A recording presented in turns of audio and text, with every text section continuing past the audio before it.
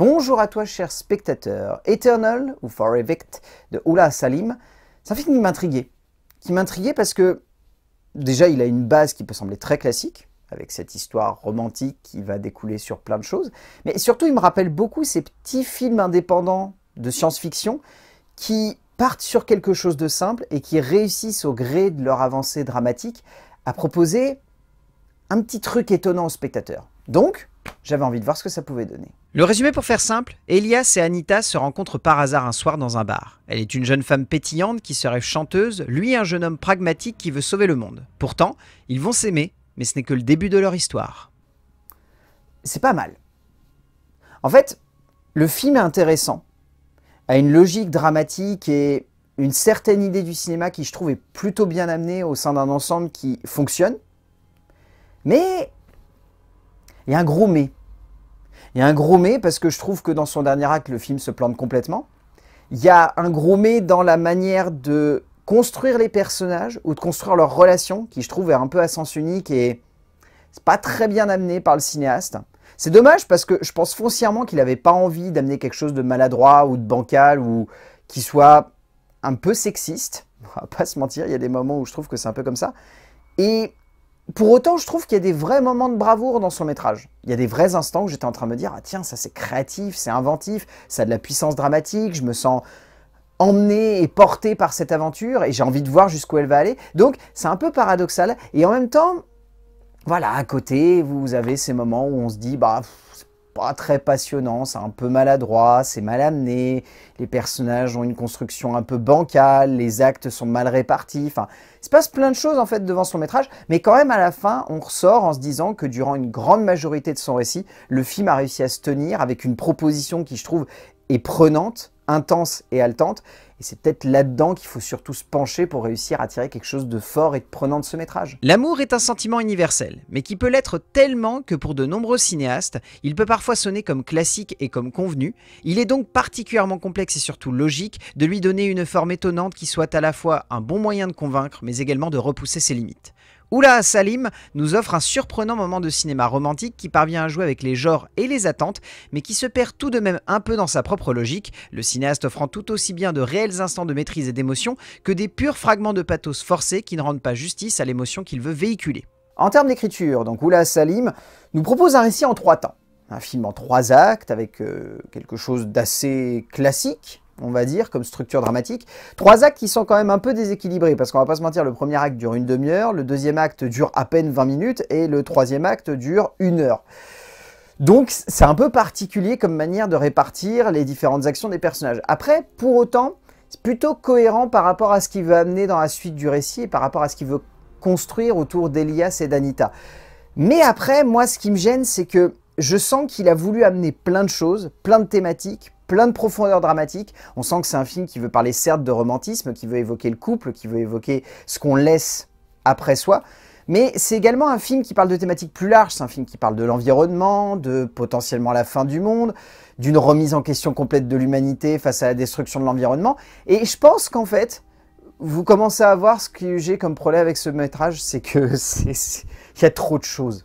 Il y a trop de choses et on sent que Oula Salim, il s'est vraiment perdu dans la manière de construire à la fois les personnages, à la fois la structure dramatique, à la fois tout ce qui doit les amener d'un point A à un point B et qui lui fait bifurquer parfois par le X, le Y, le Z. Enfin, c'est le bazar. Ça aurait pu être un film qui, je pense, aurait dû se recentrer uniquement sur la relation entre les deux personnages et pas trop se perdre finalement dans tout ce qui entoure ça. Après, il y a des thématiques que j'arrive pas très bien à comprendre, notamment cette faille que je trouve aussi énigmatique que finalement bancale en termes de profondeur dramatique. Et c'est juste ça en fait. J'ai vraiment la sensation de voir un auteur qui a envie de nous raconter des choses vraiment prenantes, mais qui le fait avec les pires intentions possibles, et c'est dommage, parce qu'en soi, le reste du temps, ça se tient à peu près. Salim a de la ressource, et cela se ressent durant une majorité évidente de sa dramaturgie, mais il est évident également que durant une bonne partie de son récit, l'auteur est un peu en pilote automatique, ne parvenant pas assez justement à donner lieu à un récit qui soit à la hauteur de sa promesse de base. Une promesse résidant dans une certaine idée du romantisme et de la mise en perspective du couple, qui trouve par instant une résonance particulièrement fine dans les choix de composition d'Elias et Anita, mais qui aussi frôle par moments avec un machisme et une vision du couple sonnant comme vieille, et qui ne donne pas assez de relief aux deux héros, notamment dans cette conclusion bancale. En termes de mise en scène, Oula Salim, déjà, il a une idée que je trouve intéressante, mais qui tient que pendant 40 minutes de métrage. Alors c'est vraiment dommage parce que je pense que foncièrement il aurait pu s'en servir de manière plus ludique et plus fun. En fait le film commence avec un jeu de format. Le long métrage commence en scope, puis d'un seul coup on passe en flat. Et on se dit, ah tiens, ça c'est une bonne idée. Et puis à un moment, le cadre se resserre et on est en 1,33. Oui, vas-y, joue avec les formats. Je sens que c'est une vraie idée de mise en scène et que ça peut accompagner l'état d'esprit des personnages et jouer justement un petit peu sur comment est-ce qu'ils vivent leur environnement et leurs relations. Donc ça, c'est intéressant. Et puis ensuite, on passera en scope à nouveau, et là, c'est fini. Et je dois avouer que j'étais très frustré. Parce que je me suis vraiment dit que le cinéaste allait réussir à jouer avec les formats jusqu'à la fin du long métrage, et à construire une cohérence de format qui me fasse penser à Waves, par exemple. C'est un truc bête, mais Waves est un film qui joue extrêmement bien avec les changements de format, et que je trouve fascinant. Et là, c'est pas le cas. Et en fait, c'est le souci, c'est que je trouve que Oula Salim a une idée, mais n'arrive pas à aller jusqu'au bout, ou en tout cas à aller jusqu'au bout, à la construire de la meilleure manière possible pour faire en sorte que non seulement elle ait de l'impact sur le spectateur, mais qu'en plus elle ait une logique par rapport à la dramaturgie qu'il est en train de développer et à l'émotion qu'il veut nous faire ressentir. Donc c'est pour ça, je trouve que les 40 premières minutes sont un exemple de maîtrise, de composition et d'esthétisme, et ensuite c'est plus maladroit. Ça reste prenant, parce que je trouve qu'il y a quand même une vraie envie de vouloir nous embarquer dans un univers avec quelque chose de concret, de palpable. Je trouve notamment que les effets spéciaux sont assez bluffants par instant, mais c'est maladroit.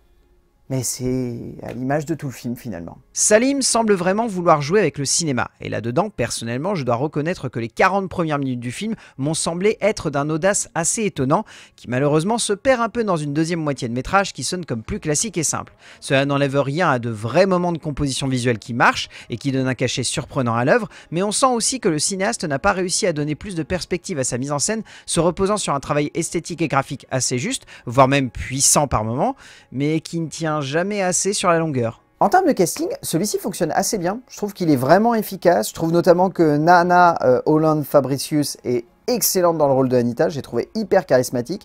Je dois avouer que Victor Elmelsnow, Oscar Langer, Magnus Creeper, on peut citer également Ezelin Shumba Sklavjesland ainsi que Bachar al-Saoudi, ils sont vraiment bien. Je trouve dans la majorité, les acteurs s'en sortent extrêmement bien. Ils arrivent à amener beaucoup de profondeur, beaucoup de justesse, beaucoup d'intensité au personnage. On peut citer aussi Anna Søgaard-Franzen, que je trouve réellement bonne aussi. Après, ils sont un peu éclipsés par un acteur qui vraiment arrive à détacher son épingle du jeu et je trouve vraiment excellent. Même si il aurait pu être plus subtil sur certaines scènes, mais je trouve qu'il dégage quand même beaucoup de charisme et qu'il arrive très bien à porter une grande majorité du métrage sur ses épaules. Simon Sears surprend en tête d'affiche de ce métrage, l'acteur parvenant à porter avec beaucoup de brio et une certaine intensité de nombreuses scènes, et là-dedans réside pas mal de force qui porte le film.